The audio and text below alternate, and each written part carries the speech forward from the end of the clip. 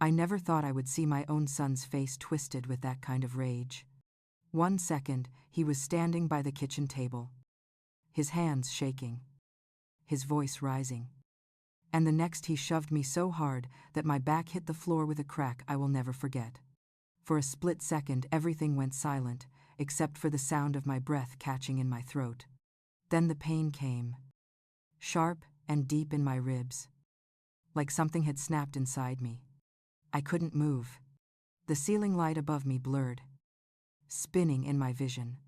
Daniel stood over me, his face red, his eyes wild, yelling words I could barely process. He kept saying I ruined everything, that I'd betrayed him, that I owed him that money.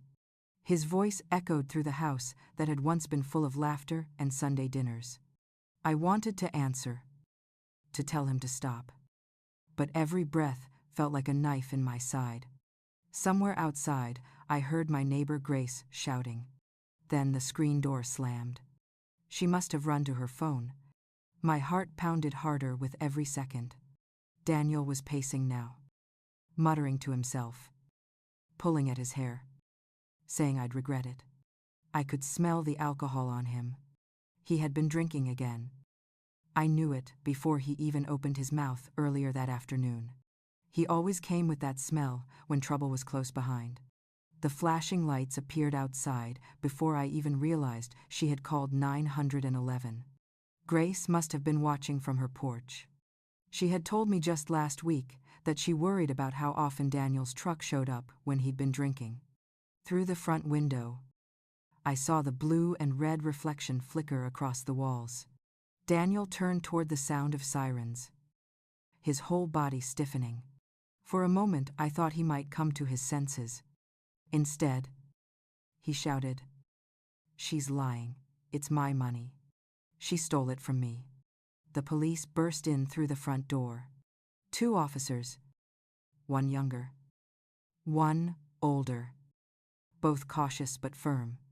The older one, Officer Hernandez, pointed at Daniel to step back.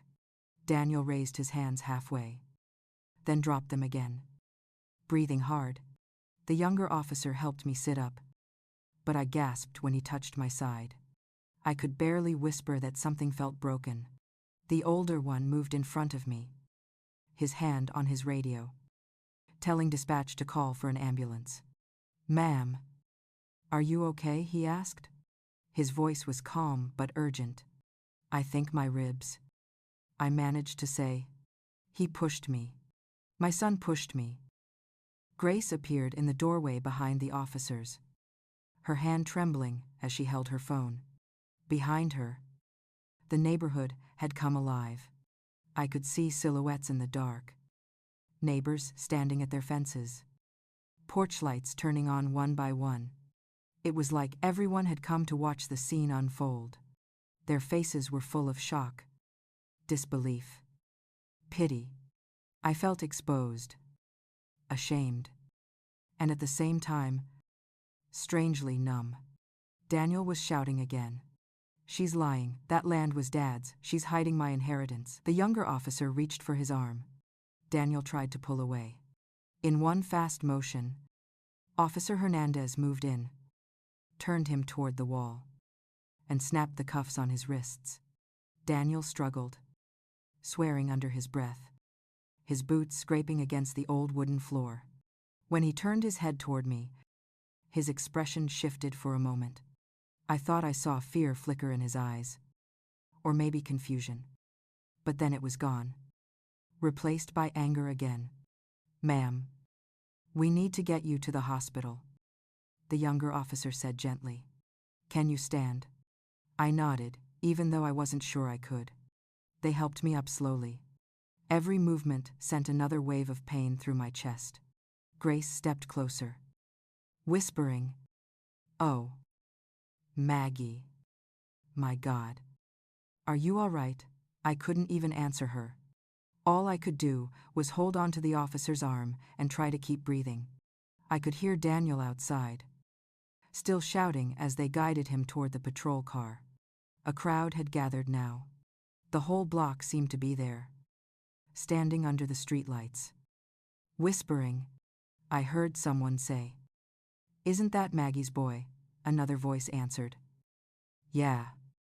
The one who moved back from Tulsa." The words cut through me like glass. The ambulance pulled up with a long, rising wail. As they opened the doors, Officer Hernandez handed another officer a small envelope he had picked up from the floor near the kitchen table.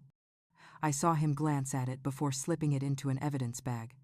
It looked familiar, pale yellow, slightly wrinkled, like the folder where I'd kept my property papers. My mind tried to push through the haze of pain. That envelope shouldn't have been on the floor. I had kept my documents locked away. "What's that?" I whispered to Grace as they lifted me onto the stretcher. She didn't answer right away, just shook her head. Later, when Officer Hernandez leaned down to speak to me, his expression had changed from firm to something almost protective. "Mrs. Collins," he said, "we found a few papers on your kitchen floor. We'll keep them safe for now. Do you know anything about a property transfer document?" The world seemed to tilt for a moment. I tried to focus on his face, but the pain clouded everything. "Property transfer," I murmured. "That's impossible. I haven't signed anything." He nodded, scribbling something in his notebook. "We'll figure it out. Ma'am, right now, just focus on your breathing." The paramedics began to roll me toward the ambulance. The cold night air hit my face. I could hear Grace calling after me, saying she'd follow to the hospital. The wheels bumped against the uneven path, and I winced as another stab of pain hit my ribs. I turned my head just enough to see Daniel sitting in the back of the squad car. His head bowed, his hands behind his back. The flashing lights made him look pale, almost like the little boy he once was when he scraped his knees and ran to me crying. That memory stung worse than the pain in my ribs. As they lifted me into the ambulance, Officer Hernandez walked past the patrol car and held up the envelope to the flashlight. Inside, a few sheets of paper fluttered. From where I lay, I could make out the top line printed in bold: "Property Transfer Agreement." My name was typed underneath. My breath caught again. This time, not from pain but from fear. That was my signature. Or at least, it looked like it. The doors closed, and the siren started again. The paramedic adjusted the oxygen line and told me to try to relax. But as we pulled away from the flashing lights and the murmuring crowd, one thought kept circling in my head, louder than the siren itself. How had my own son gotten those papers, and what else had he done that I didn't know about, the morning after the hospital released me? The pain medicine still dulled my senses, but the memories were sharp. I could still feel the cold metal of the stretcher beneath me, the look on Officer Hernandez's face, the sound of Daniel's voice shouting outside. The doctor told me to rest. But rest was impossible. Every time I closed my eyes, I saw that envelope, the one with my name typed above a signature that wasn't mine. I sat in the quiet of my living room, holding a warm cup of tea against my ribs. The house felt different now.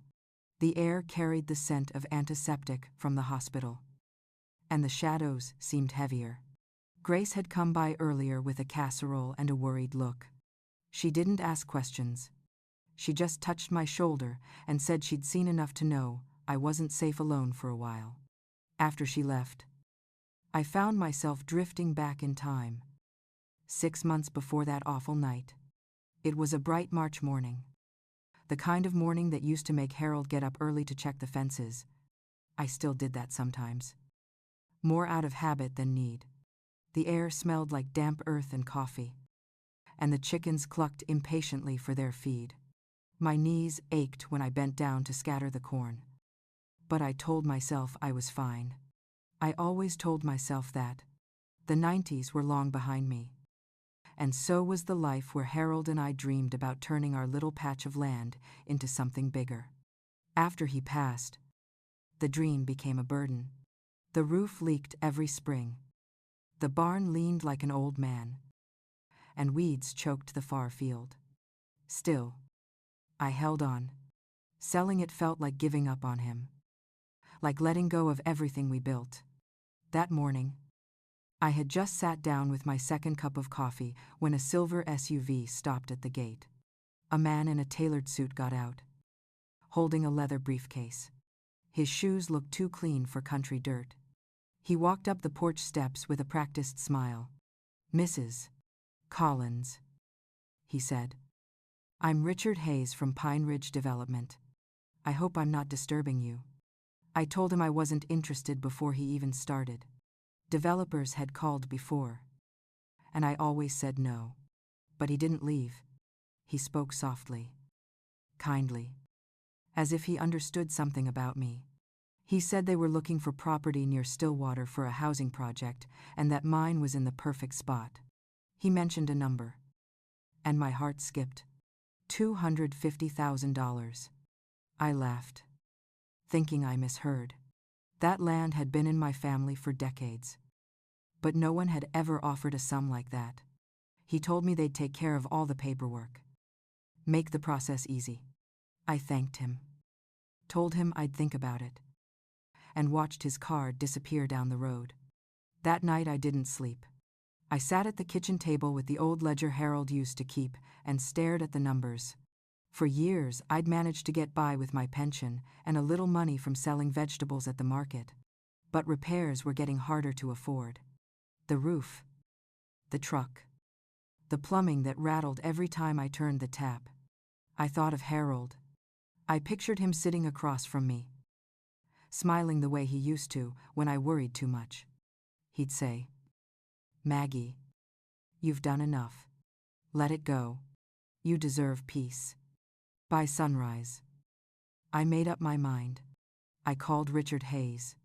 The next few weeks passed in a blur of papers and phone calls.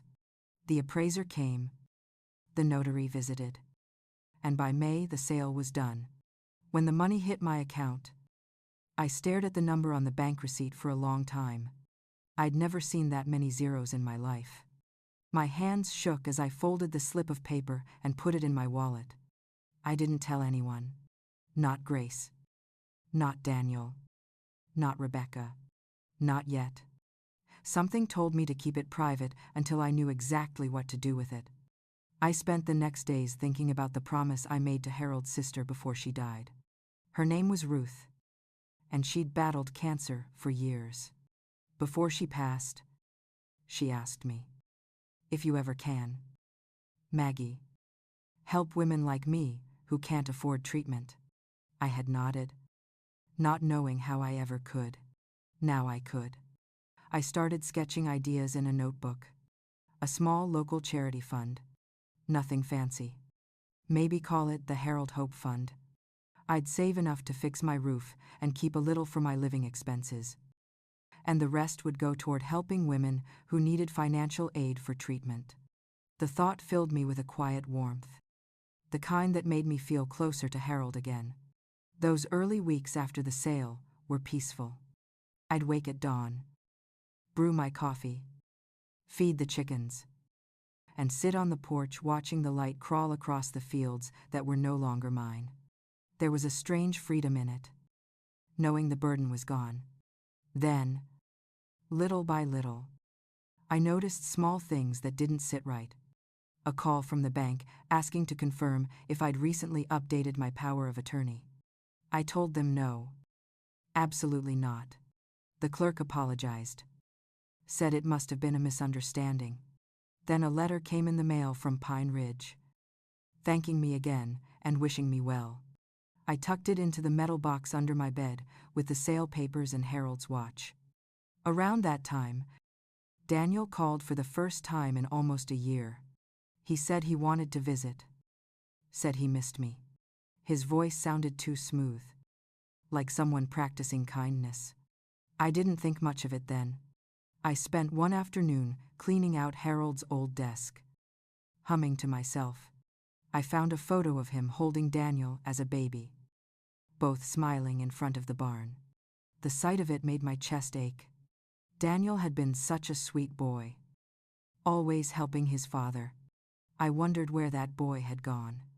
I remember the sun was setting, and the house smelled like lemon cleaner.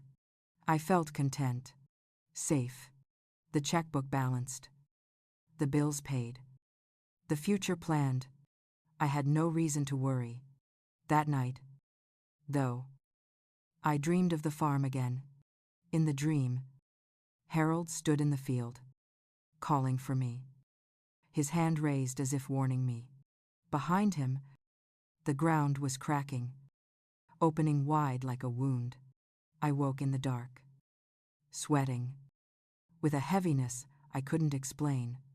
The next morning I told Grace about the dream. She said dreams like that meant I was holding on to guilt. Maybe she was right. I tried to push it aside and focus on my plans for the fund. I made a list of people to contact, local organizations that helped with medical bills. It was on that same day that a white truck slowed in front of my gate. I recognized it before I saw the license plate. Daniel's. He parked without cutting the engine, and I could see him sitting there for a long time, just staring at the house. Finally, he got out, wearing that old leather jacket Harold had given him years ago. It was too warm for a jacket, but Daniel always liked how it made him look tough. He smiled when I opened the door, but it wasn't the kind of smile a mother wants to see. There was something behind it, something hungry. He said he'd heard I'd been busy, asked if we could talk. I offered him coffee, and he looked around like he was searching for something. When he asked about the farm, I froze. I hadn't told him. Not yet. He leaned forward on the table, eyes sharp. So it's true then. You sold it. I hesitated too long. That was all the answer he needed. Outside, the chickens clucked. The breeze rustled the wind chime Harold had hung years ago. Inside, my heart sank. And for the first time since the sale, I felt afraid of what that money might bring. The way Daniel's voice changed that day still echoes in my mind. Soft at first, then tight, almost desperate. It was the first crack in the peace I thought I had found. I should have seen it coming, but I didn't. I thought I could reason with him, that he'd understand. I was wrong. He sat there staring at me, the silence stretching until it felt like the walls were listening. I told him yes. I sold the farm.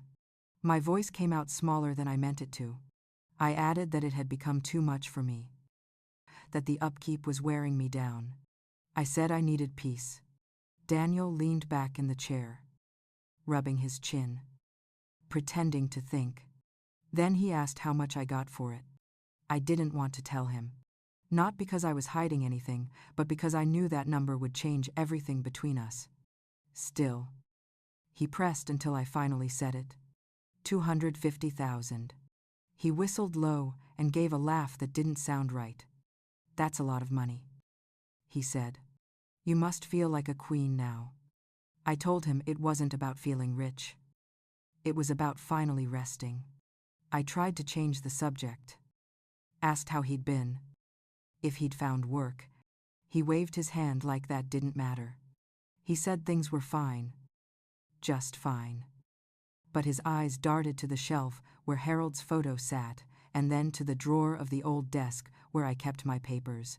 When he left that afternoon, he hugged me, which should have felt comforting. But his hands lingered a second too long near my pockets. And I realized how tense I'd become around him. As soon as his truck disappeared down the road, I locked the drawer with the sale documents. The next day, I caught him standing outside the gate. He said he forgot his wallet the day before. I knew he hadn't. The way he asked to come inside told me he was looking for something else. I told him I'd look for it myself. When I came back, he was leaning against the porch railing, scrolling on his phone. He pocketed it quickly when I approached. I didn't think much of it then. But later that night, when I lay in bed, the image of him standing there kept replaying in my mind. and I felt uneasy. 2 days later, my phone rang. It was Rebecca. I hadn't heard from her in weeks. She said Daniel told her I'd sold the farm and wanted to know if it was true. I felt my stomach drop. I asked how she knew. And she said he'd shown her a picture of the contract on his phone. He said you didn't want to tell us because you planned to keep it all to yourself. My heart sank. I tried to explain. Told her I had plans for that money. That I wanted to start something in Harold's name. She sounded distant. Aaron thinks you should talk to a financial advisor, she said. He says people your age can get taken advantage of. People your age. That line stayed with me. It was the same way Daniel had said things lately. With that edge of condescension. Like I was a fragile thing that couldn't think straight. I wanted to hang up. But I didn't. I told her I wasn't being taken advantage of and that I was perfectly capable of managing my finances. I said I didn't need anyone's help. She went quiet. And then she said, "Maybe it's better if we all sit down and talk about this." After we hung up, I sat there in the quiet. The phone still in my hand. The kettle whistling on the stove.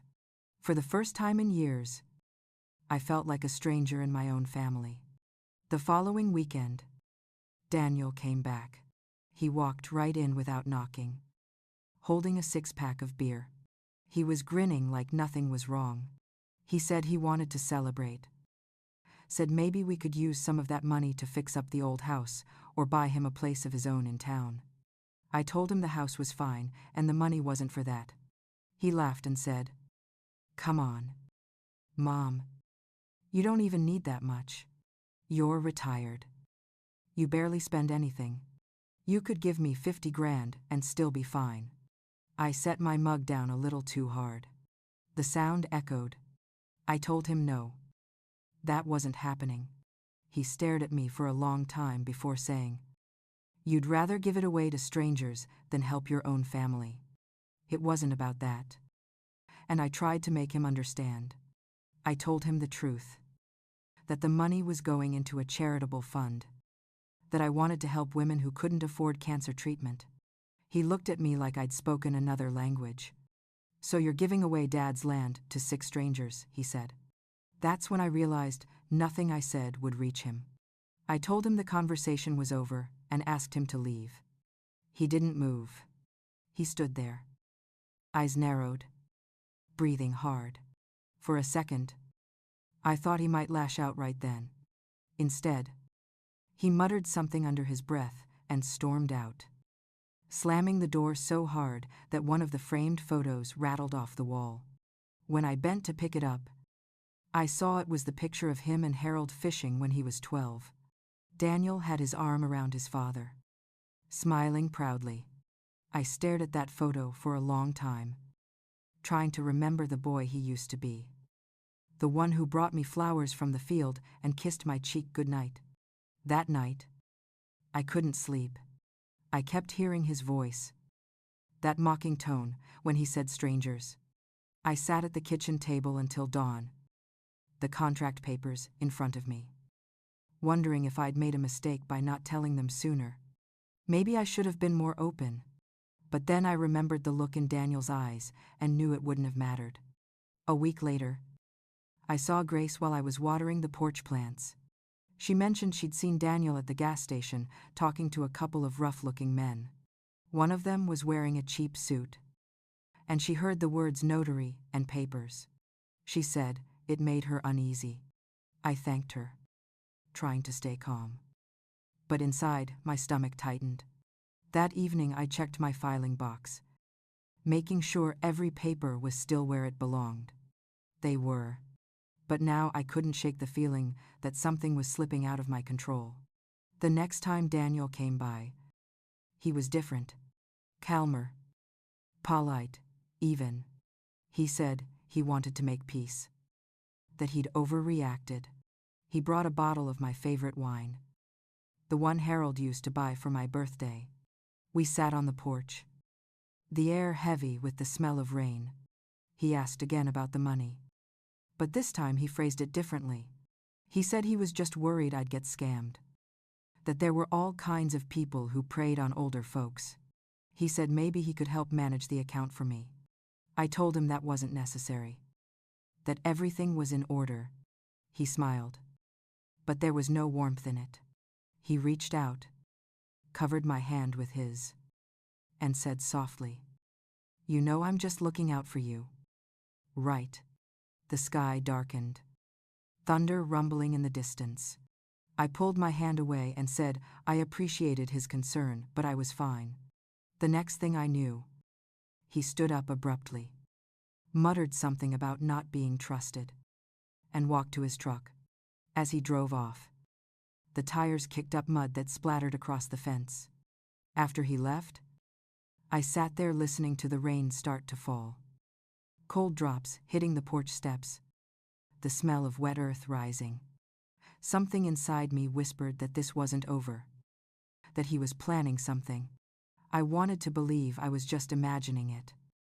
But deep down, I knew Daniel wasn't done. That night, when I went to bed, I placed the box with the documents under my pillow instead of the drawer. The storm outside grew louder, and every gust of wind against the window made me flinch. I didn't know it yet, but that uneasy quiet before the next storm had already begun. The next morning came heavy with fog. The air smelled of wet leaves and soil, and the world felt quiet in a way that made my skin prickle. I tried to keep busy, sweeping the porch, washing dishes that were already clean. Anything to quiet the unease that had settled in me since Daniel's last visit. Just after lunch, Rebecca called again. Her voice was soft, cautious, like she was walking on eggshells. She said she and Aaron were coming by for dinner that night. I wanted to tell her not to, but something in her tone told me saying no would only make things worse. I agreed, even though my stomach knotted the moment I hung up. By 6 o'clock, their car pulled up in the driveway. The sun had started to dip low, painting the sky orange and pink, a beautiful color that made the moment feel cruelly ordinary. Rebecca came in first, holding a casserole dish, smiling the way she used to when she wanted to hide something. Aaron followed, carrying a bottle of wine. Too polite, too rehearsed. The air in the house changed the moment they stepped inside. I could feel it in the way Aaron's eyes moved, scanning every corner, resting a moment too long on the old desk where I kept my documents. He complimented the house, the garden, my cooking, anything to sound friendly. I thanked him, but didn't return the smile. I had learned long ago that flattery was often a prelude to trouble. We sat at the table. Rebecca passed me a plate, asking if I'd been feeling better since Daniel's last visit. I nodded and told her I was fine. She looked down, playing with her fork. Aaron cleared his throat and leaned forward. He started talking about investments, interest rates, retirement. He said it was dangerous keeping too much money just sitting in the bank. He mentioned a company he worked with, one that could double my returns in a year. I cut him off as gently as I could. I told him I wasn't interested, that my plans for the money were already set. His smile faltered for just a second, then returned. Thinner, tighter. He said I should think about my family's future. I told him I had, which was why I was doing what I was doing. Rebecca finally looked up. Her voice was small when she said, "Mom, maybe Aaron's right. You're not getting any younger. Maybe you should let someone help." That word again. Help. It sounded kind on the surface, but underneath it was doubt. Doubt that I could manage my own life. Doubt that I knew what I was doing. I took a slow breath, feeling my ribs ache where they'd once been bruised years ago from a fall in the barn. I thought of Harold, how he used to tell me to trust my gut. I told them both that I appreciated their concern, but the matter was settled. The fund was my decision, and it wasn't up for discussion. Aaron leaned back, arms crossed. He laughed lightly. But there was no humor in it. He said, "You know, sometimes pride can make people do foolish things." I met his eyes and said, "And sometimes greed does too." For a moment no one spoke. The only sound was the clock ticking on the wall. Rebecca looked between us, her face pale. She started to say something, but Aaron reached under the table and squeezed her hand. She fell silent. We finished dinner in awkward quiet. I barely tasted the food. My appetite had vanished. When they stood to leave, Rebecca hesitated at the door. She hugged me tightly, whispered that she just wanted everyone to get along. I told her I wanted that too, though I didn't believe it anymore. After they drove away, I stood at the window watching the taillights disappear down the road. The house felt even emptier than before. I cleaned the table, washed the dishes, and when I went to wipe the counter, I noticed something odd. The top drawer of the old desk was slightly open. I was sure I'd closed it earlier. My heart skipped. I pulled it out fully. The envelope with the sale documents was still there, but it had been moved. Someone had touched it. I sat down, my hands shaking. I didn't want to believe Rebecca would do that. But Aaron's voice replayed in my head. Smooth and persuasive. Pride. Foolishness. Words meant to make me doubt myself. A knock on the door startled me. I nearly jumped out of my chair. It was Grace, holding a flashlight and wearing her gardening gloves. She said she'd seen Rebecca and Aaron leaving and wanted to check on me. Her eyes searched my face, then the desk behind me. I told her what had happened at dinner, and she frowned. She said she'd seen Daniel earlier that afternoon, parked by the old gas station near Main Street. He wasn't alone. There were two men with him, one of them wearing a cheap gray suit. She heard the word papers again. She said it made her uneasy. I felt a coldness creep up my spine. I thanked her and promised to keep the doors locked. After she left, I sat for a long while, staring at the drawer. It was like the air itself had thickened with warning. Later that night, the phone rang again. It was Rebecca. She said Aaron had been thinking and maybe he came on too strong. I could hear him in the background saying something I couldn't make out. She sounded nervous, almost scared. She said, "Mom, please just think about it." Okay, I told her good night and hung up. When I went to bed, I locked the front door and double-checked the windows. The night was unusually quiet. Even the crickets had stopped singing. Lying there in the dark, I tried to convince myself I was overreacting, that families fought over money all the time, that it didn't mean mine would fall apart. But then I remembered the look in Daniel's eyes when he left last time, and the way Aaron had scanned that desk like he was taking inventory. Sleep wouldn't come. Around midnight, I made tea and sat by the kitchen window. The moonlight fell across the yard, soft and silver. I thought I saw movement near the gate, a shape in the shadows. My breath caught, but when I blinked, it was gone. Maybe it was just the wind, I told myself. Maybe I was seeing ghosts that weren't there. Still, I couldn't shake the sense that something had already started to unravel, family or not. There was a storm brewing, and it had my name written all over it. I just didn't know yet how far they were willing to go. I woke to a restless wind and a heaviness I could not shake. By late afternoon, the sky had gone dull and flat, the kind of gray that makes the day feel older than it is. I tried to keep my hands busy. I polished Harold's old coffee percolator. I wiped down the counters twice. I sorted a drawer that did not need sorting. None of it settled my heart. After sunset, I heard the gravel on the driveway grind under tires. My chest tightened even before I saw the truck. Daniel parked half crooked, engine idling loud enough to rattle the porch windows. I told myself to breathe. I set my phone on the table within reach. I could smell the beer the moment he opened the front door without knocking.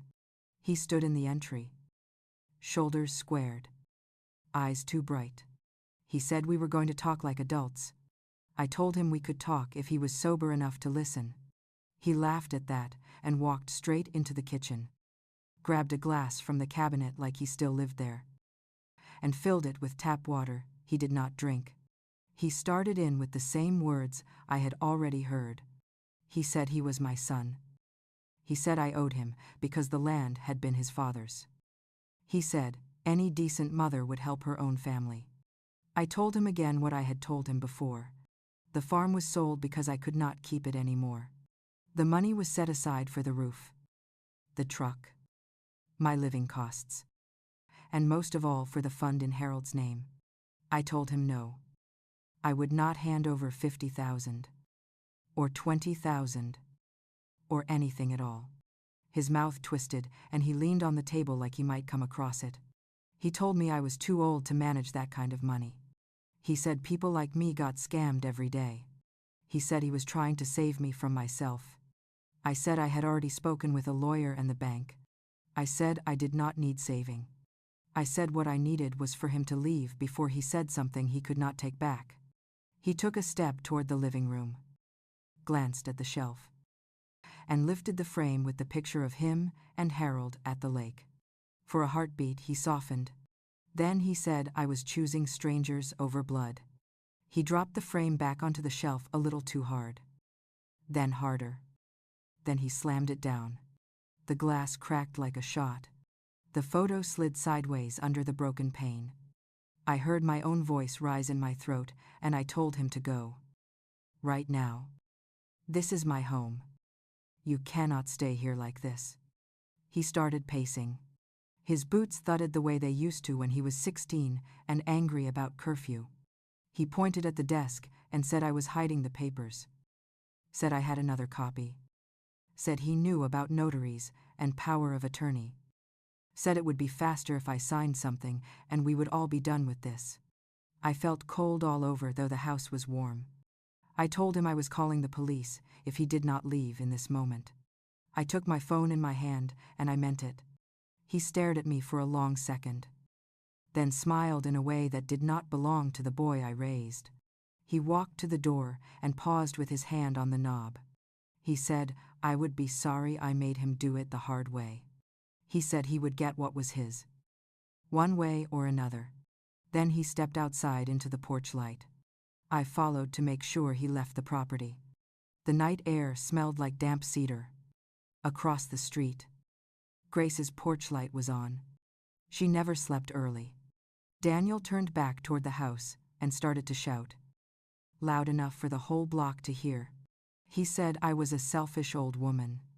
He said the money would be his with or without my blessing. He said I could either sign or be forced. His hands were cutting the air. And the words came out hot and jagged. He spat on the steps. I felt something in me harden. I told him again to leave. I said I would not say this again. He stepped off the porch and headed toward the truck, still yelling.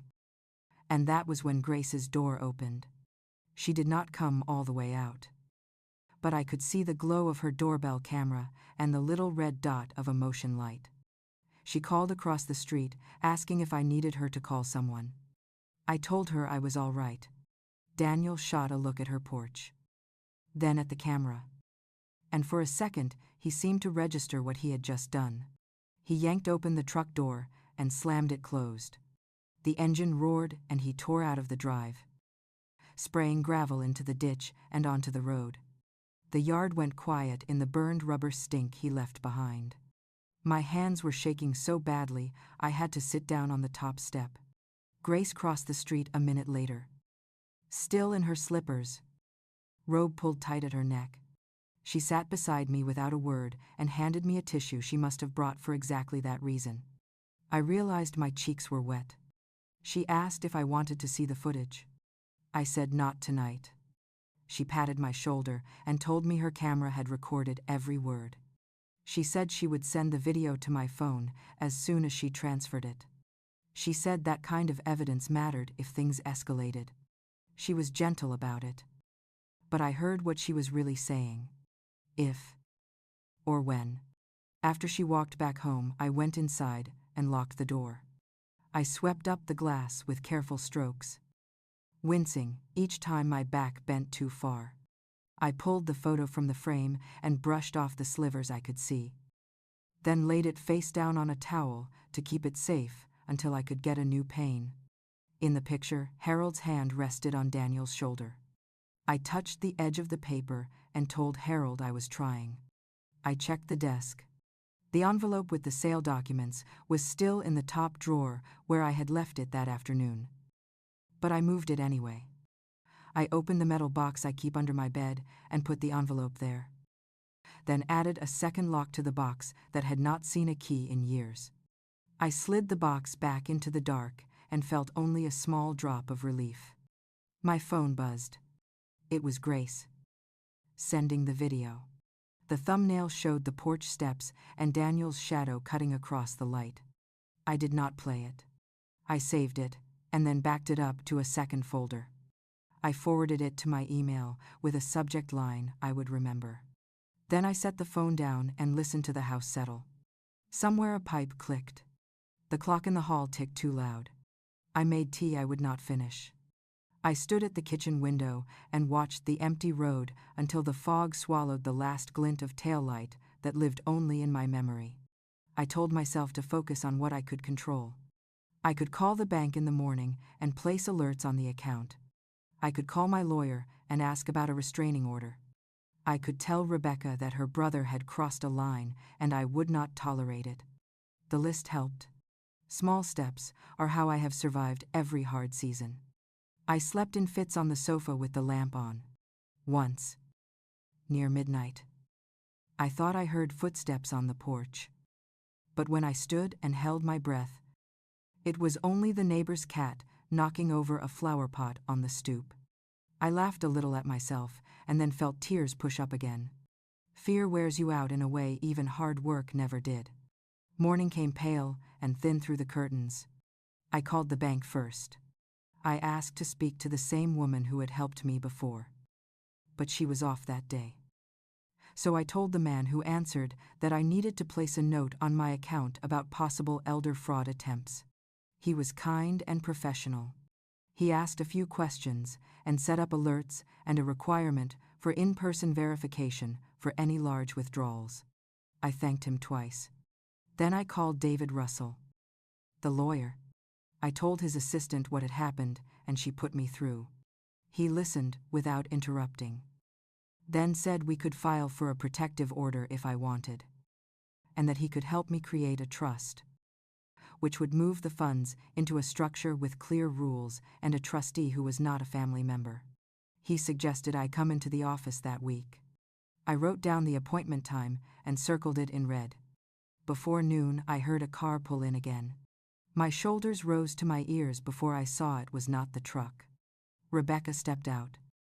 Small and careful, holding a bag with bakery labels. She walked up the steps like someone approaching a church altar, as if the wrong move would make the whole place burn. She said she brought scones, the blueberry kind I like. She said she wanted to talk. Her eyes were ringed with the kind of tired you cannot hide with makeup. She sat at the table without being asked. Then she folded her hands and stared at them. She started with, "I am sorry about last night." I told her Daniel had said things he could not take back. She nodded. But she did not defend him. She said Aaron had strong opinions about finance and sometimes pushed too hard. She said maybe they had both overstepped. She did not look up when she said it. I poured coffee and waited. After a long pause, she said maybe we could all meet at Main Street Diner later in the week. Neutral ground.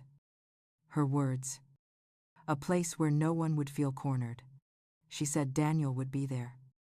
And Aaron too. So everything could be put on the table at once. She tried a small smile that did not reach her eyes.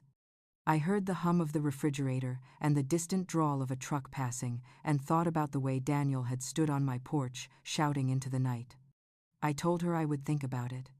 She nodded, stood, and hugged me. Her arms felt thin. When she left, the house fell quiet again.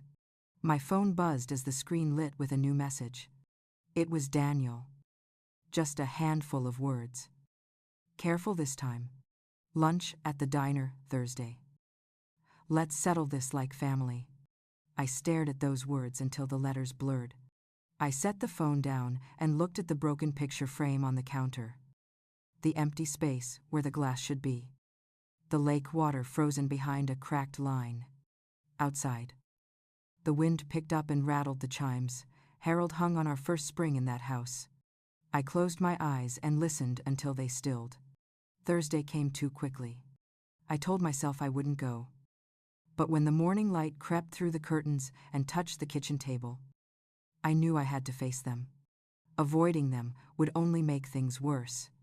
I dressed carefully. Choosing the navy sweater Harold had always said made me look strong. Even when I didn't feel that way. Before leaving, I tucked the small metal box under a floorboard in the bedroom closet. Then slid an old rug over it. Only then did I grab my purse and car keys. The drive into town was quiet, except for the hum of the tires and the occasional bird breaking through the trees. I kept glancing in the rearview mirror, half expecting Daniel's truck behind me. When I pulled into the diner's lot, I saw their car already there, parked close to the door. Aaron stood outside smoking, his sunglasses hiding his eyes. Daniel was leaning against the hood, arms crossed, his expression unreadable. Rebecca sat inside near the window, fidgeting with a napkin. I parked a few spaces away and sat for a moment. Breathing, the smell of frying bacon and coffee drifted out from the diner, mixing with the heavy air.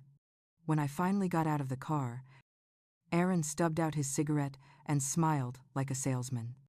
Daniel didn't move. He just watched me. Inside. The place was half full. The waitress, Kelly, who'd known me for years, waved from behind the counter. She looked concerned but said nothing when she saw the tension in our little group. I chose a booth near the window. But Aaron slid in beside Rebecca, leaving Daniel to sit across from me. I ordered coffee even though my stomach was too tight to drink it. Daniel started talking before the waitress even left the table. He said he'd been thinking that maybe we'd all handled things poorly. He said we were family, and there was no need for lawyers or police or whatever I'd been planning. I didn't answer. He leaned forward, lowering his voice. Said we could make this simple. All I had to do was sign a paper that gave them limited control over the fund to make sure it was used properly.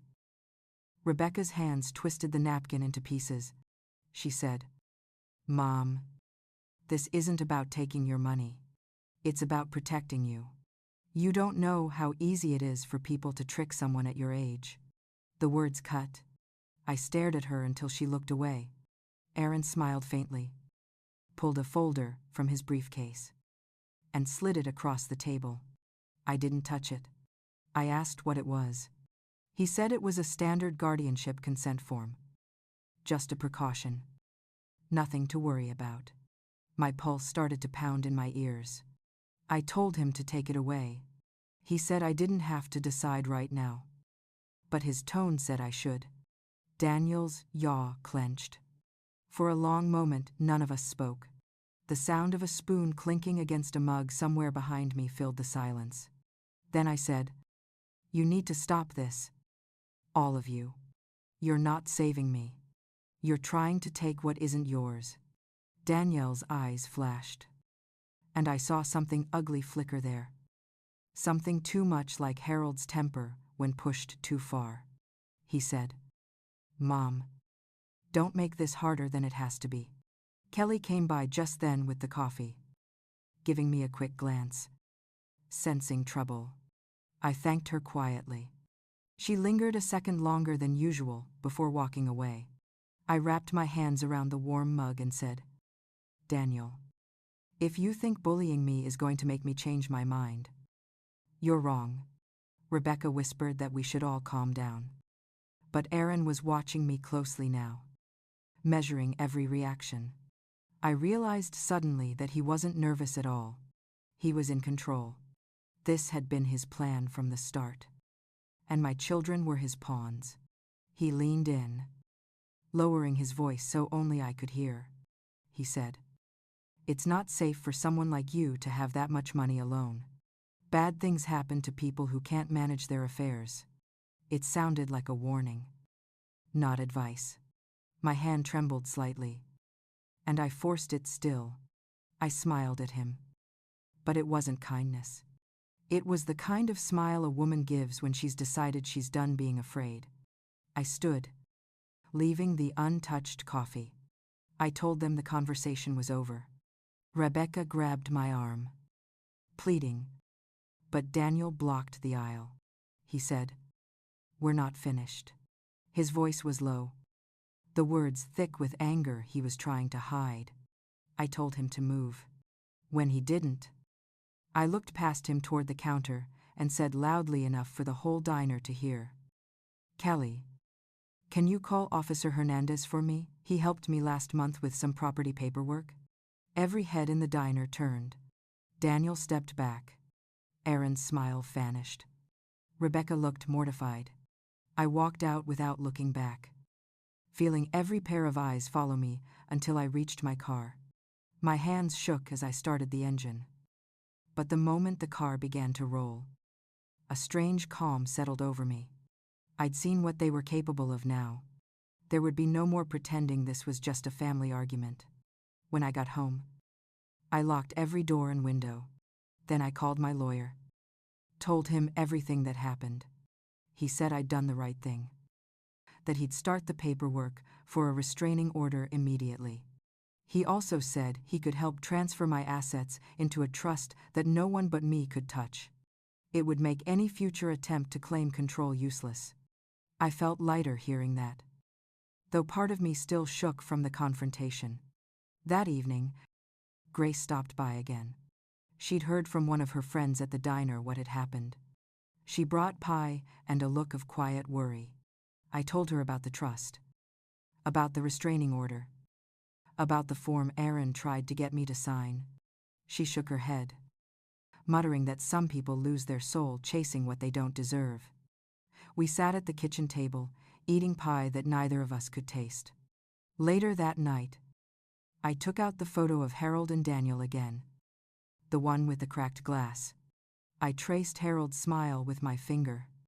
I whispered that I was fighting for both of us now, and for what little peace we ever had.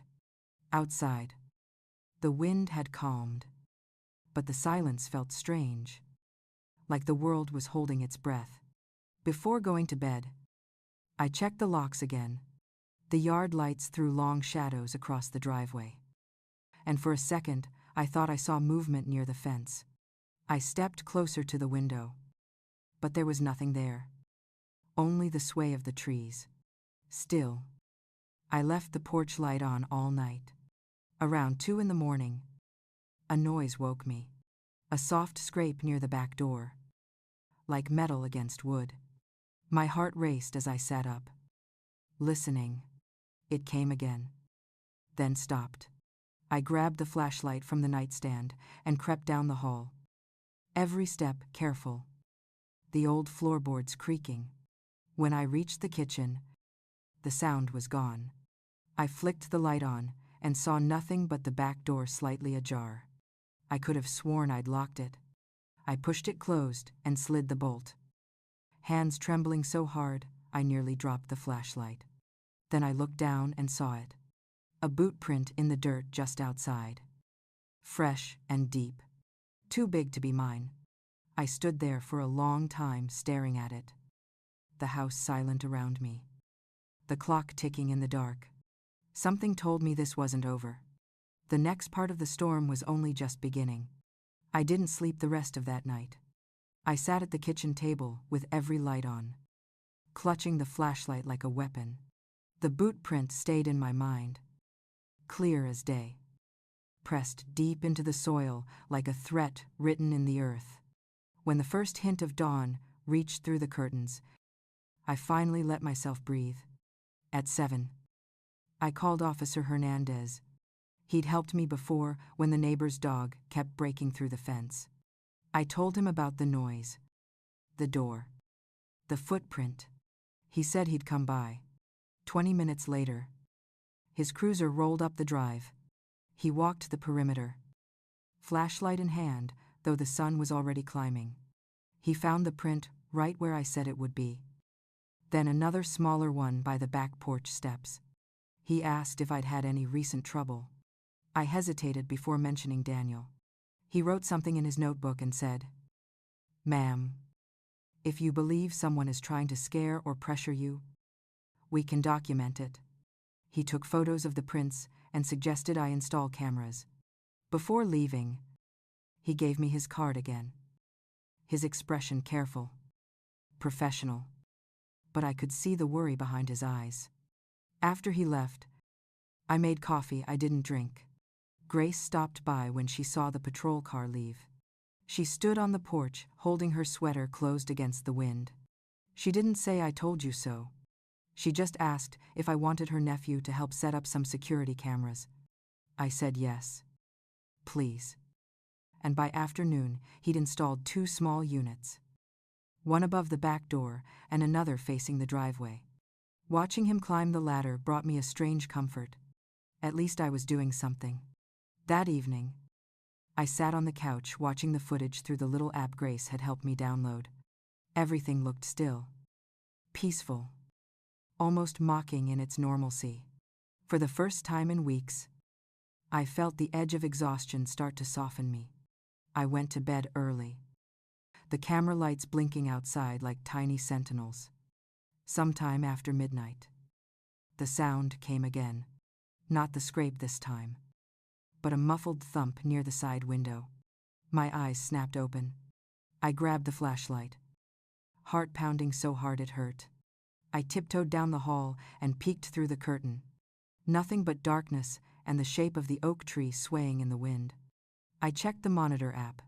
The screen flickered, grainy in the night light. But then there it was, a figure standing near the fence line. It was too far to make out the face, but the outline was familiar. Broad shoulders, the slouch of someone tall and heavy. I whispered Daniel's name without meaning to. The figure turned toward the camera for half a second before disappearing into the trees. I sat awake until sunrise, watching the playback again and again. My breath shallow, my chest tight. By morning I felt dizzy from the adrenaline and lack of sleep. I printed the still frame from the footage and drove straight to the police station. Officer Hernandez met me at the front desk. He looked tired, like someone who'd seen too many cases that started just like this. He studied the photo and nodded slowly. "It could be your son," he said. "But we can't confirm from this angle." He promised to file an official report and increase patrols near my road. I thanked him, though I could tell he doubted Daniel would be caught easily.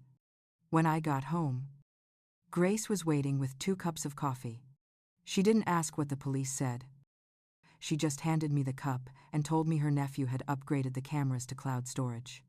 Then she said quietly, "Maggie, you might want to consider staying at my place for a few days." I told her I couldn't leave.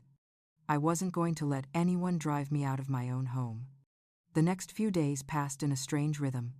The cameras caught nothing unusual, and part of me wondered if Daniel had realized I'd gone to the police and decided to back off. Then Friday night came. It started with a phone call. The number was blocked. I let it ring twice before answering. A man's voice came through, low and unsteady. He said, "Mrs. Collins, you might want to reconsider making trouble for your family." Then the line went dead. My hands shook so hard I dropped the phone. I picked it up again and called Grace. Told her what happened. She came over immediately and insisted on staying the night.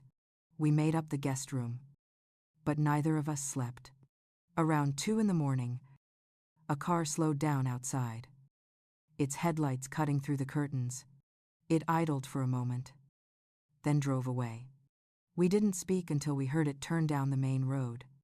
In the morning, I called my lawyer, David Russell, and told him everything.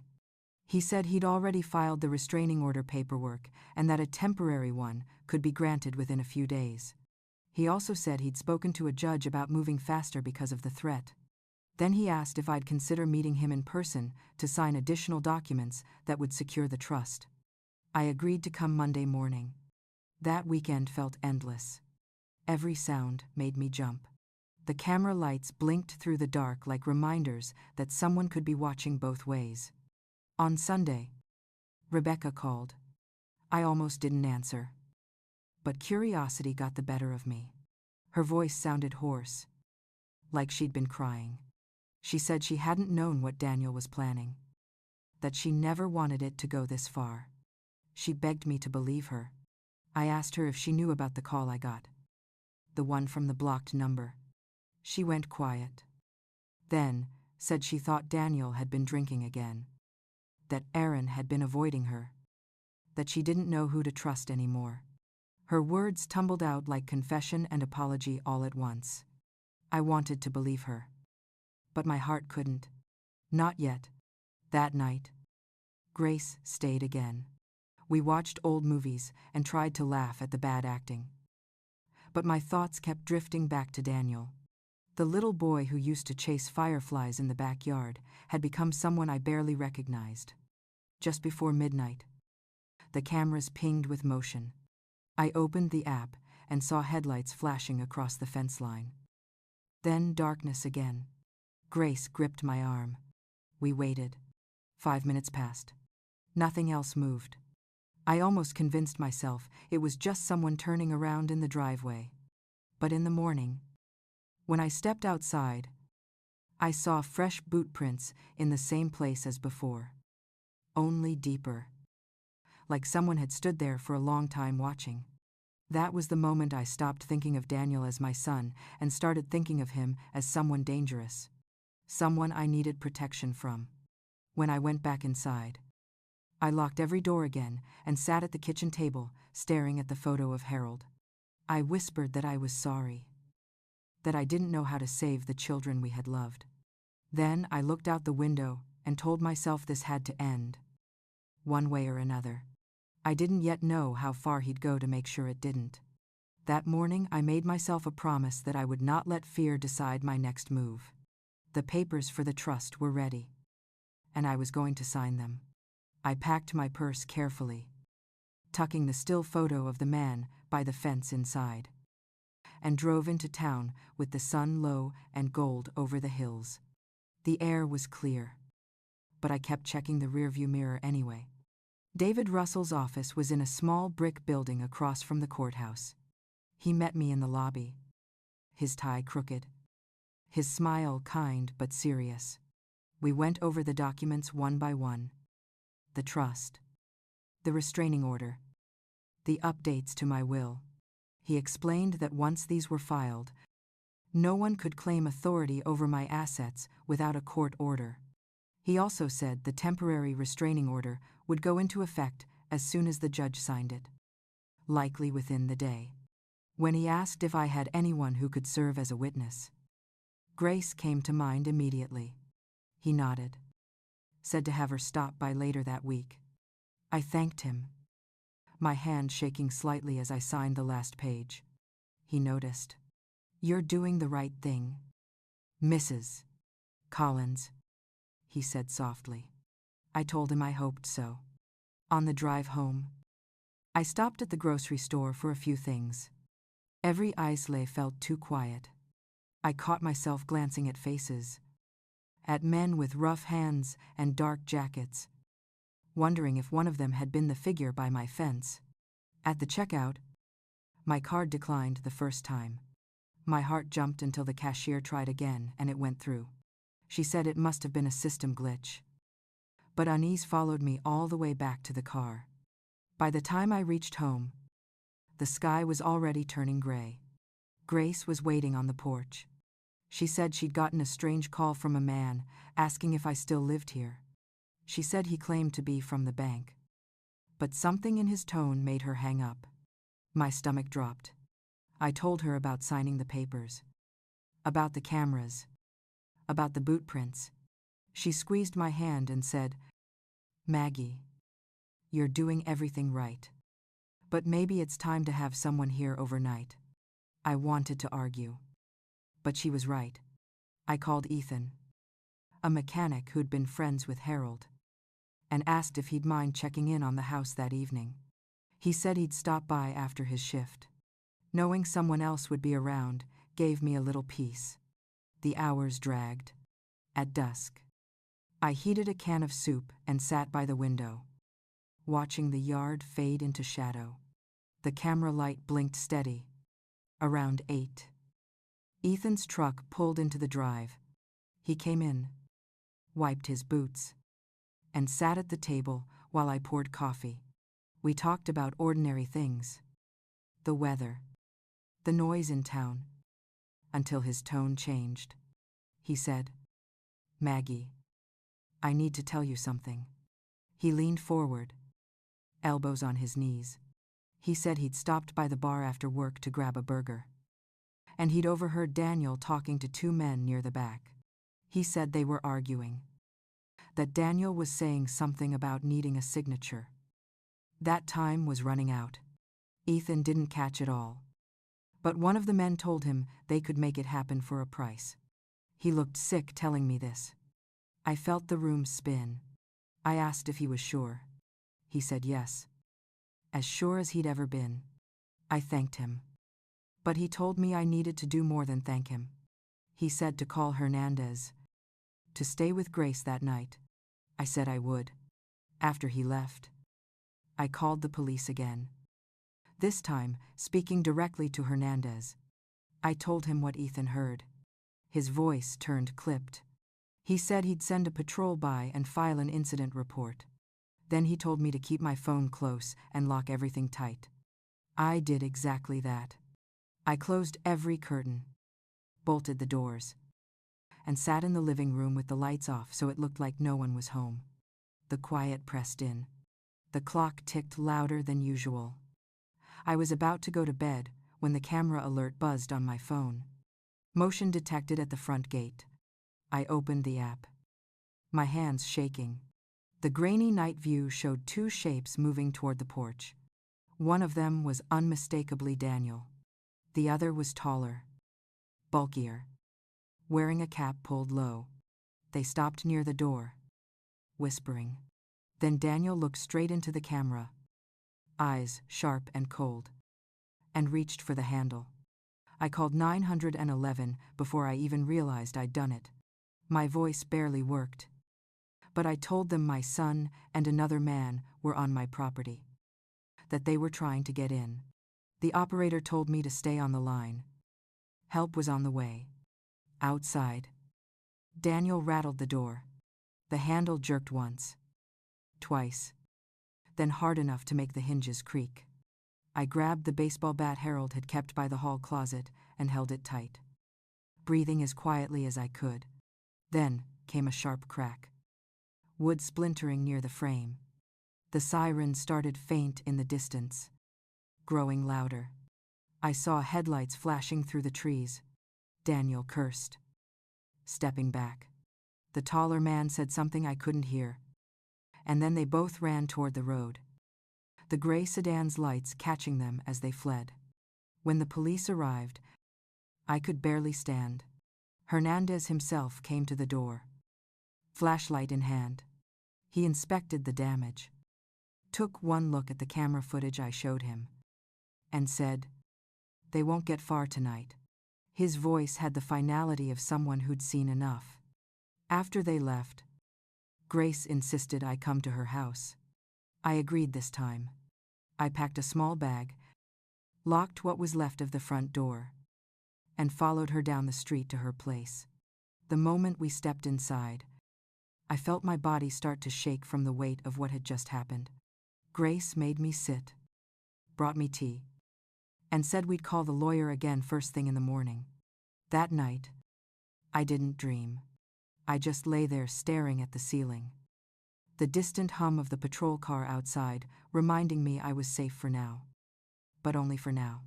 Something told me Daniel wasn't finished. Not yet. The next move would decide everything. Morning light crept through Grace's curtains and settled on the quilt she had laid over me. My body felt heavy, as if the night had added years to my bones. I could smell coffee from the kitchen, strong and bitter, the way Harold used to brew it on cold mornings. Grace was already up. I could hear her humming softly, trying not to disturb me. When I sat up, the events of the night before rushed back like a wave. The sound of the wood cracking, Daniel's face caught in the camera light, the sirens. For a moment, I thought about staying right there in that guest room forever, letting Grace handle the world for me. But then I remembered what David Russell had said about the trust papers and the restraining order. The documents were safe. But I wasn't not until Daniel was stopped. Grace came in carrying a cup of coffee and a plate with toast. She looked at me with that careful kindness that people use around the wounded. She said the police had driven by twice during the night, and she'd seen their lights through the blinds. She asked if I was planning to go home today. I told her I had to. I needed to see the damage, to face what was left. We drove back together just after 9. The yard was wet with dew, the gravel still marked with tire tracks. The front door was splintered near the handle. The wood cracked in a jagged half-moon. Hernandez had left a strip of yellow tape across it. I peeled it away and stepped inside. The house smelled faintly of smoke and damp air, like fear had soaked into the walls. Grace followed me in, checking each room as if she expected someone to be hiding there. Nothing was missing except the feeling of safety. I sat at the kitchen table where everything had started, staring at the faint scratches Daniel had left on the wood years ago with his pocket knife. It struck me then how time folds in on itself. The same table where he'd done his homework was now the scene of police reports and broken locks. Hernandez called while we were still there. He said they had found Daniel's car abandoned near the old quarry road. No sign of him or the man he was with. He told me to stay somewhere safe for a few more days. I thanked him and promised I would. When I hung up, my hand shook so much I had to set the phone down. Grace stayed while I packed a few things. Clothes, my medicine, Harold's watch, and the photo I couldn't bear to leave behind. As I lifted the frame, I noticed something strange. The photo wasn't sitting quite right inside. I opened the back and found a folded piece of paper tucked behind it. My breath caught. It was an old letter, yellowed at the edges, written in Harold's neat handwriting. It was dated 10 years earlier. A note he must have written and forgotten to give me. He wrote about his fears that Daniel might not grow into the man he hoped for, about how he worried our son's temper and pride would one day lead him into trouble. He asked me, if that ever happened, to remember that love didn't mean surrender. He wrote that standing firm, even against your own blood, could be the truest kind of love. I sat there, reading it again and again, until the words blurred. Grace laid a hand on my shoulder and whispered that Harold had known me better than anyone. I folded the letter carefully and slipped it into my purse. Somehow it steadied me. We stayed at Grace's house again that night. The patrol car passed by just after sunset, its lights sweeping across the curtains. I tried to sleep but couldn't. Around midnight, the phone buzzed on the nightstand. Unknown number again. I answered before I could talk myself out of it. A woman's voice this time. Calm, measured, unfamiliar. She said she was calling about my son Daniel, that he'd come into a nearby urgent care clinic looking for help. She said he'd been injured, something about his hand, and that he'd left before they could treat him. She asked if I knew where he might go. I asked for her name, but she hung up. The line went dead, leaving a silence so deep it hummed. I sat there in the dark, the phone still pressed to my ear, wondering if she was real or just another part of the game. Grace stirred in the next room, asking if I was all right. I told her to go back to sleep. I couldn't let her worry more than she already had. The next morning, I went to the police station again. Hernandez listened carefully, writing everything down. He said he'd send someone to check local clinics for records. He also said they were close to tracing the other man who'd been with Daniel, a small-time crook named Ray Bennett with a record for fraud. That name made something in my stomach turn cold. I remembered Ethan saying he'd overheard Daniel arguing about a signature. Fraud. Signatures. Money. It all connected too neatly. When I left the station, the sun was sharp and unforgiving. The town felt smaller than usual. The streets too quiet. I stopped by the post office to check my mail. And that's when I saw it. A plain white envelope with no return address. Inside was a single sheet of paper with 6 words written in black ink: "You took what was mine. Pay up." I stood there in the middle of the post office, the noise of sorting machines fading around me. My throat went dry. The handwriting wasn't Daniel's. It was harsher. Slanted. Impatient. Maybe Ray's. Maybe someone else's. I folded it back into the envelope and drove straight to Hernandez's office. He looked at the note, jaw tightening. He said he'd send it for fingerprint analysis, though he doubted they'd find much. He told me again to stay at Grace's until further notice. But I could hear the exhaustion in his voice. He was trying to protect me. But we both knew this wasn't just a family dispute anymore. That night, Grace insisted I sleep in her room while she took the couch. I protested, but she wouldn't hear it. Lying there in her bed, I stared at the ceiling and thought about all the ways a life can unravel. You think you raise your children to be good, to be kind, and somewhere along the way, they choose something else. Maybe you never see it happen. Maybe it happens slowly, one small lie at a time, until one day they're strangers standing on your porch with hate in their eyes. I must have drifted off, because I woke to the faint sound of tires on gravel outside. My heart jumped. I slipped out of bed and went to the window. A dark car idled at the end of Grace's drive. No headlights. No movement. Just the faint glint of metal in the moonlight. Then the engine revved softly, and the car turned away, disappearing down the road. When I went back to bed, I couldn't sleep. I kept thinking of that letter behind the photograph, of Harold's steady handwriting. Love doesn't mean surrender. It means standing firm. I whispered those words like a prayer until the sky began to lighten. By the time the first bird sang outside, I knew what I had to do. I couldn't keep hiding in someone else's house, waiting for the next call or the next note. It was time to face this on my own terms, no matter what it cost. I left Grace's house just after sunrise, the morning air sharp enough to sting my cheeks. I told her I needed to stop living like a guest in my own life. She tried to argue, but I saw the worry in her eyes and knew she wouldn't stop me. I promised to call her as soon as I got home. She stood on the porch, arms folded, watching as I drove away down the narrow road lined with pines. The house looked smaller when I pulled into the drive, like it had been holding its breath while I was gone. The broken door had been replaced with a temporary wooden panel the police had nailed in after their investigation. I unlocked it and stepped inside.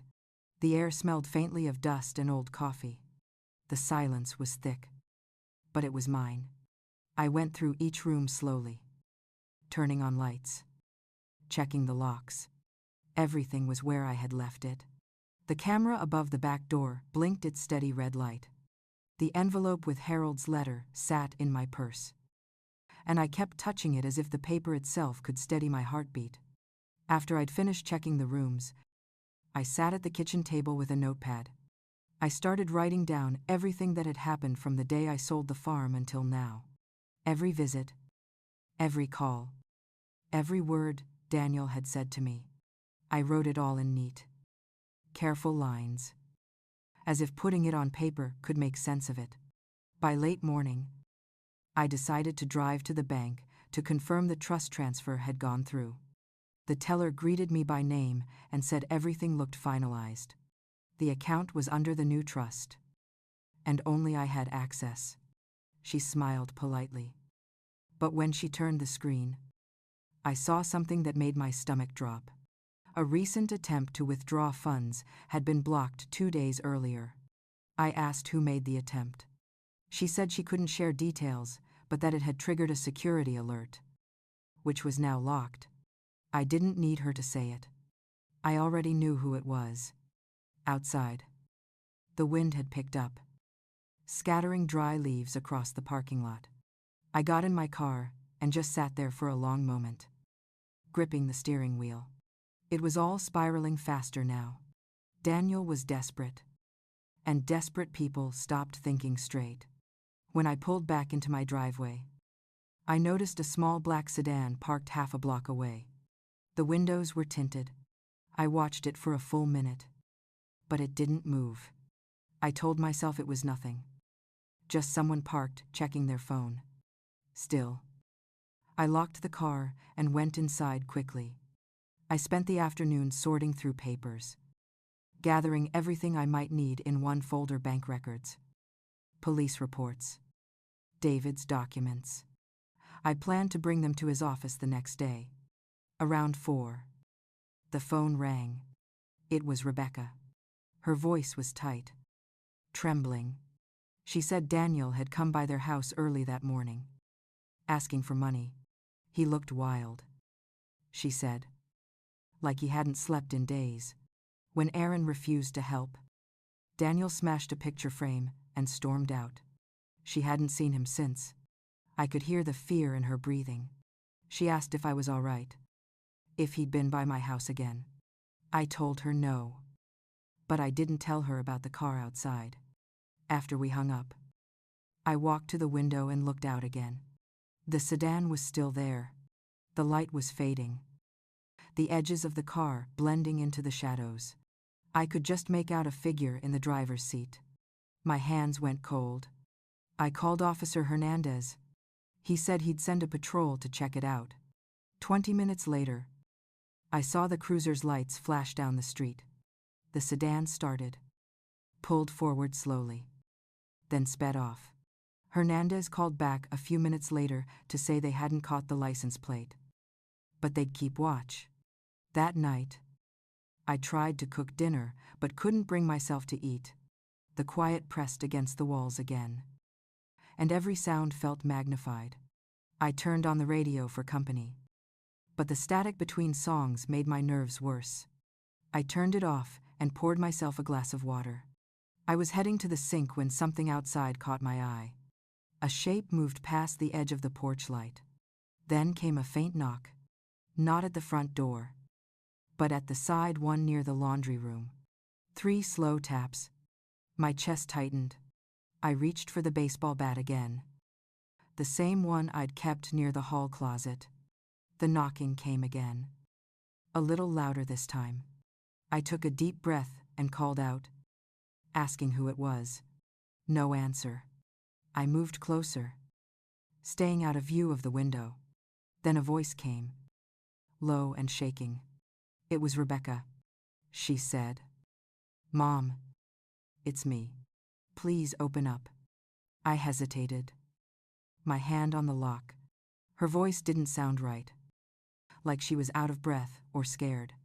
I opened the door just enough to see her face. She looked pale, eyes red from crying. She said she'd come to warn me.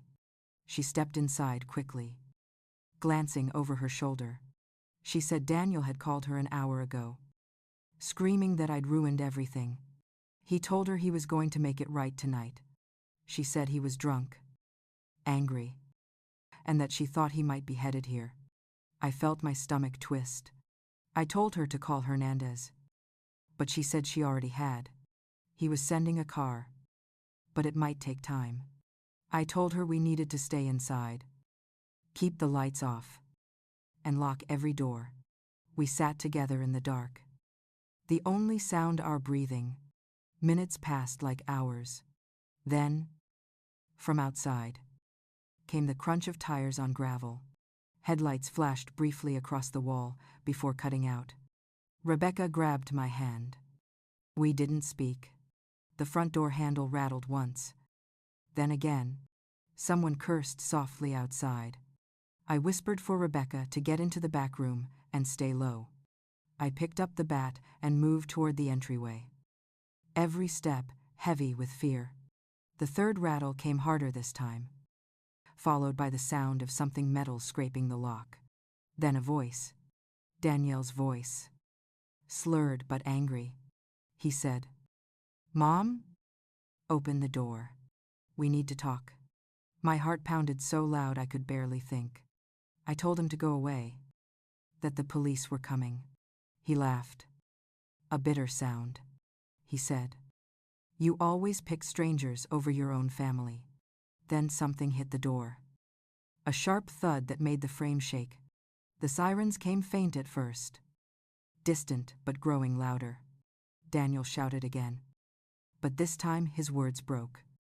More rage than sense. Rebecca started to cry in the back room. The bat trembled in my hands. Then another crash, and the sound of tires spinning in the dirt. By the time the red and blue lights painted the walls, he was gone. Hernandez came in minutes later, his face grim. He looked at the damage. The muddy footprints, the half-broken lock, and said they'd do everything possible to find him.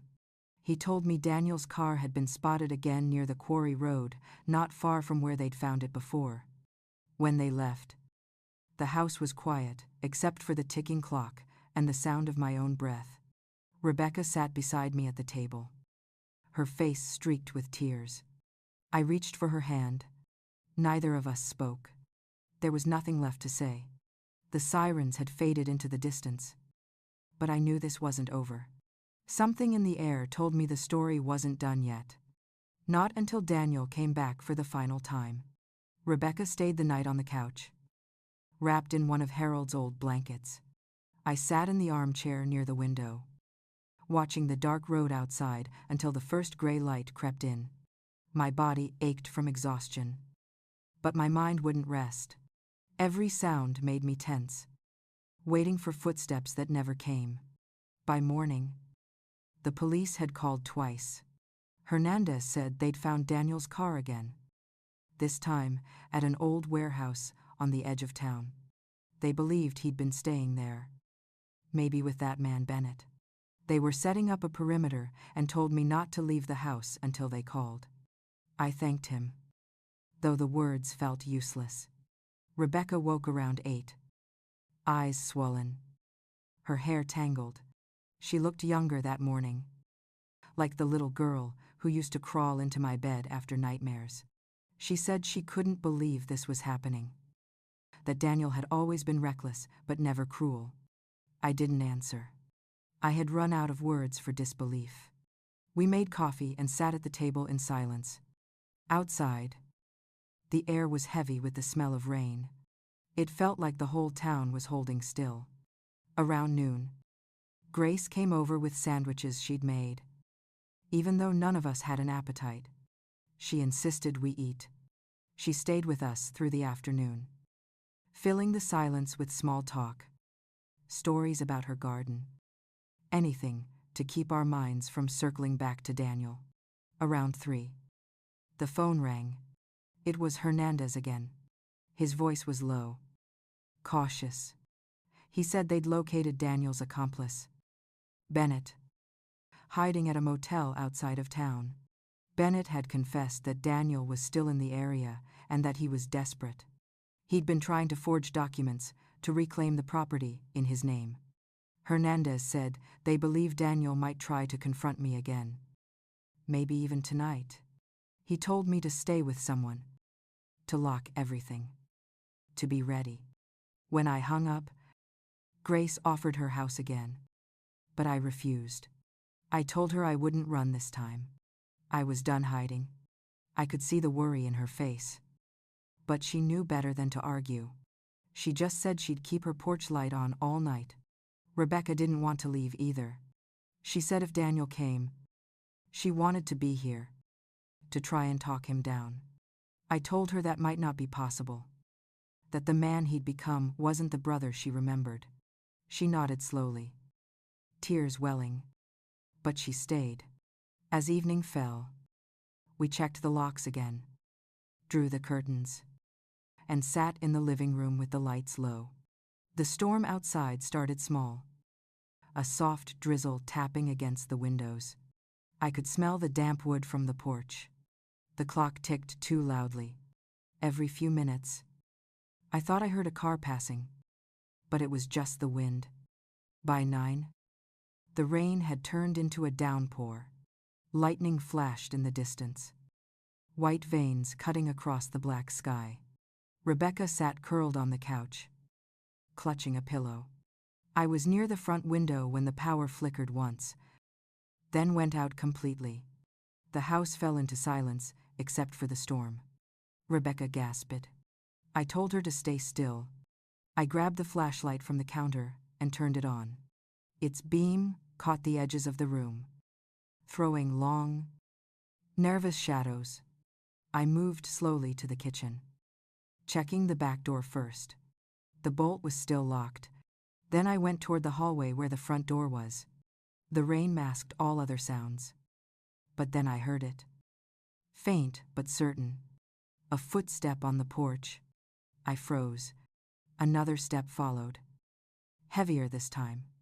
Rebecca whispered from the living room, asking if it was him. I didn't answer.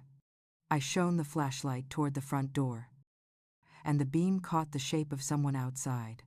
His face appeared for a moment in the window glass, blurred by rain. But I knew it was Daniel. He shouted my name, his voice rough and strained. He said I'd taken everything from him, that I'd turned everyone against him. I told him to go, that the police were coming. He slammed a hand against the door, yelling that I'd ruined his life. The sound echoed through the house like a gunshot. Rebecca started crying softly, begging him to stop. I stepped closer, my hands trembling around the flashlight. I told him he didn't have to do this, that it wasn't too late to fix things. But he laughed. A hollow, broken sound. He said, "Fix what? Mom, you already destroyed it. You sold Dad's land. You gave away my future. You chose them over me." Thunder cracked overhead, shaking the windows. I heard him fumbling with something outside. Maybe a tool. Maybe a crowbar. I shouted again that the police were on their way. He shouted back that he didn't care. Then came a sharp crash. The door frame splintered, the bottom hinge snapping loose. Rebecca screamed. I grabbed the bat from behind the chair and moved in front of her. Before I could say another word, blue and red lights flashed through the rain. Tires screeched on the wet road. Doors slammed, and voices shouted from outside.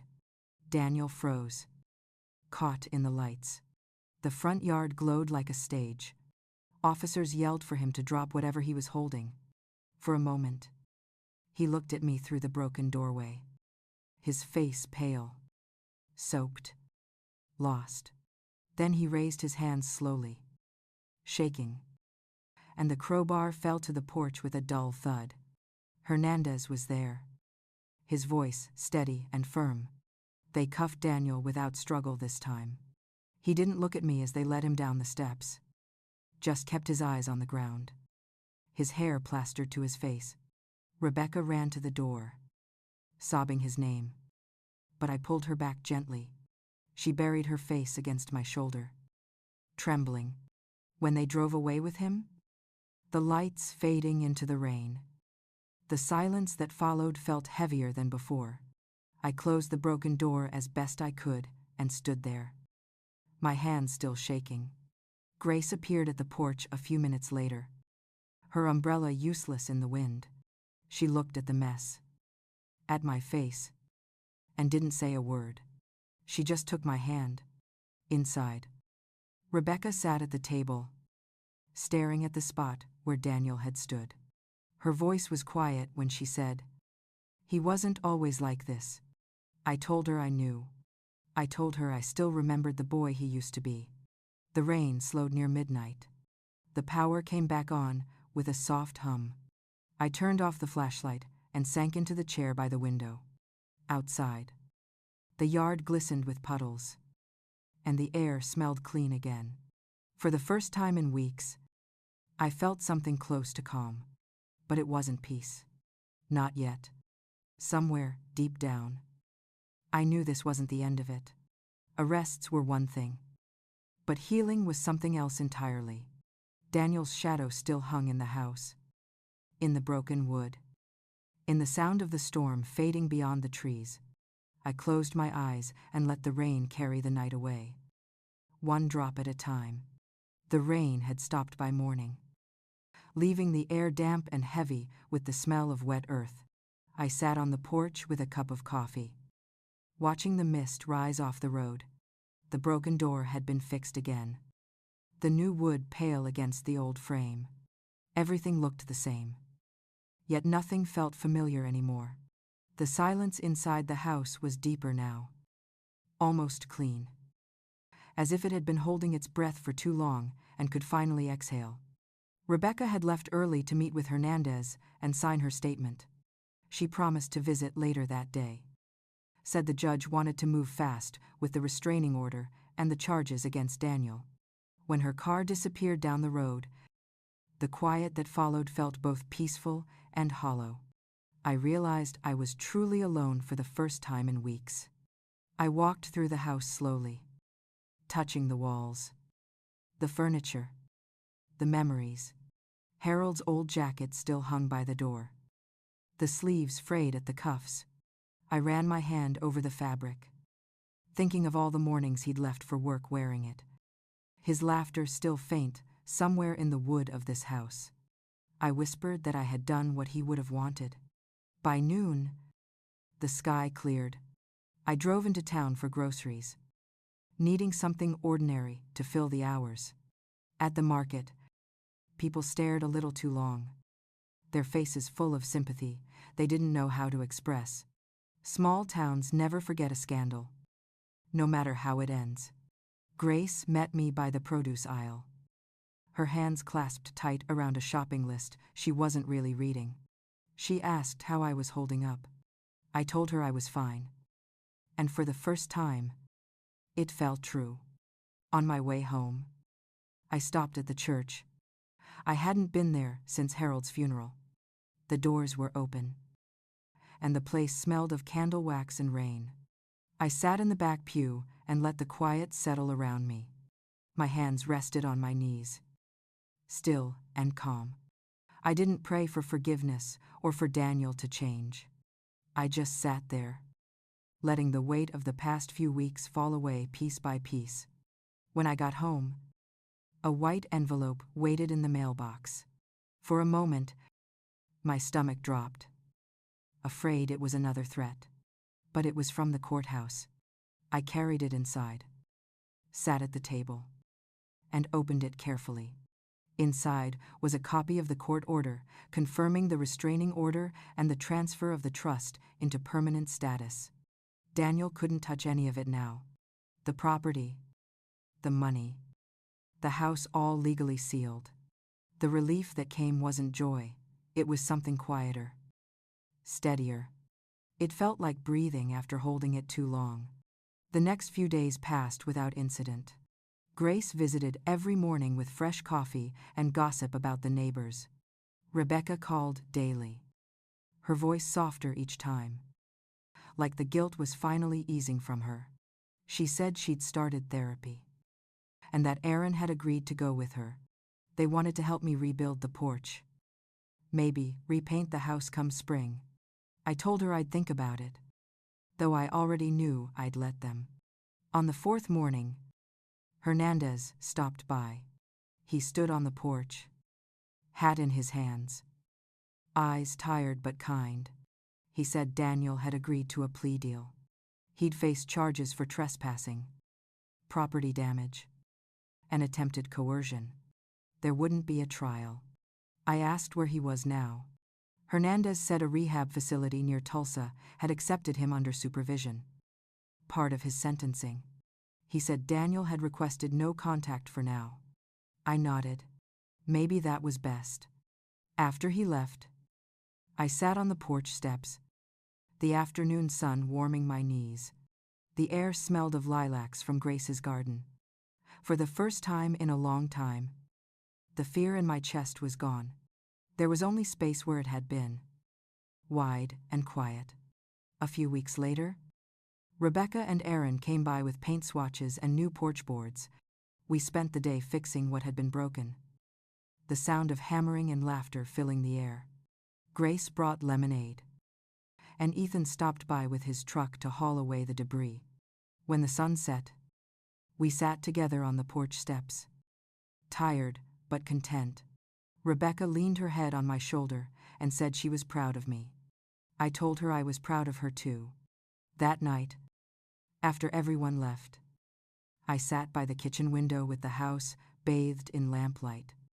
I took out Harold's letter again, the one I'd found behind the photograph. The paper had grown soft at the edges from all the times I'd read it. I traced the words with my fingertip, the ones that had carried me through the worst of it. Love doesn't mean surrender. It means standing firm. Outside, the wind was gentle, the trees swaying like they were finally at peace. I thought about all that had happened, the anger, the fear, the nights spent waiting for footsteps on the porch, and how strange it was that peace could grow in the same place pain once lived. I poured myself a small glass of wine, turned off the lights, and walked out onto the porch. The boards creaked softly under my feet, solid and new. I looked out over the yard, the moonlight catching the edges of the fence line. Somewhere beyond the trees, the world kept turning, indifferent and alive. I whispered into the night that I forgave him, not because he deserved it, but because I needed to let it go. The words drifted into the dark, carried by the wind. And I knew Harold would have understood. When I finally went back inside, I closed the door behind me and felt something I hadn't felt in months, a sense of home. Not the fragile kind that depends on who's inside it, but the kind you build back after it's been tested. And maybe that's all survival really is. You take what's left, mend what you can, and let time do the rest. If you stayed with me through this story, tell me what part reached you most. Stories like this find their way to those who need them. And your words might help someone else hold on a little longer. So stay a while, share your thoughts, and keep listening. There are more stories yet to tell.